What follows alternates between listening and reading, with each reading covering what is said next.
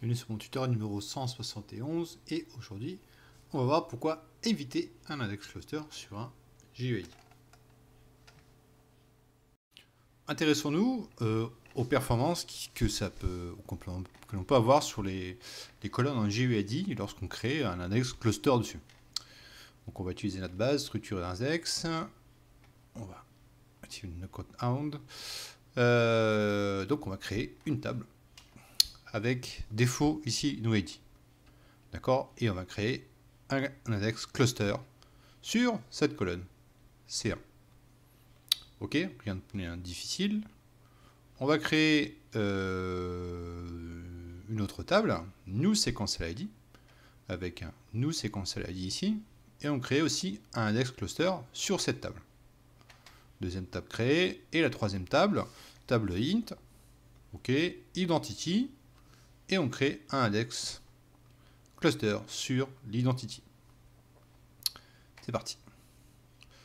On va créer de la fragmentation, 25 000 lignes, hein, c'est pas très volumineux, mais bon, on va créer un petit peu de volume de données pour créer un peu de fragmentation.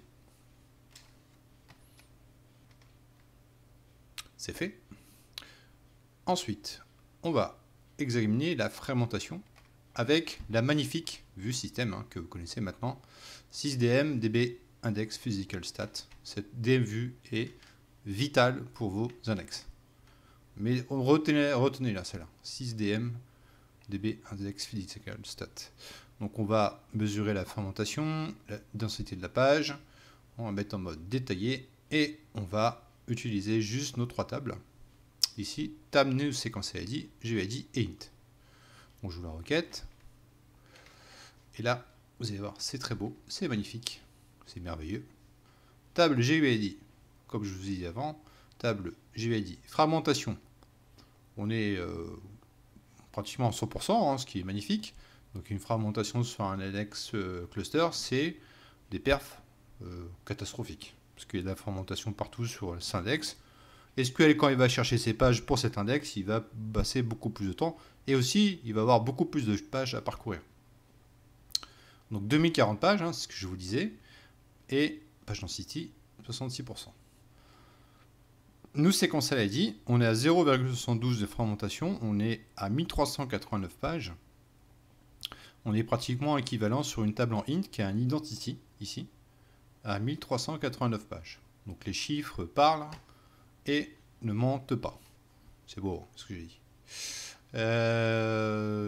Donc, on va faire juste un set statistique IO on. Je vais vous montrer la différence entre nous sequential ID et une table GUID. Déjà, au niveau du new sequential ID, on voit qu'on partage, on parcourt 1401 pages au lieu de 2051 pour la table GUID. Ok. Le résultat, c'est ce que je voulais vous montrer et vous allez voir, si vous ne connaissez pas new sequential ID, vous allez voir, ça se suit.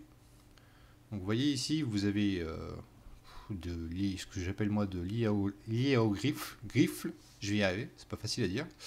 Donc ça commence par 27, 28, 29, 2A, 2B, vous voyez, c'est séquentiel en fait.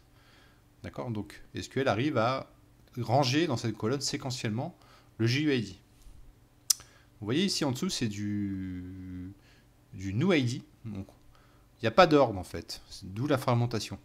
B6, 51, 23, les pages ne sont pas du tout contiguës, fragmentation, donc les perfs s'écroulent. Donc il n'y a pas de, vous voyez, il n'y a pas de séquentialité, si je peux dire, entre ces lignes. C'est tout ce que je pouvais vous dire pour l'instant sur la perf sur les GUID. La morale, en résumé, il faut absolument éviter de mettre une PK ou un index cluster sur la colonne GUID en OID.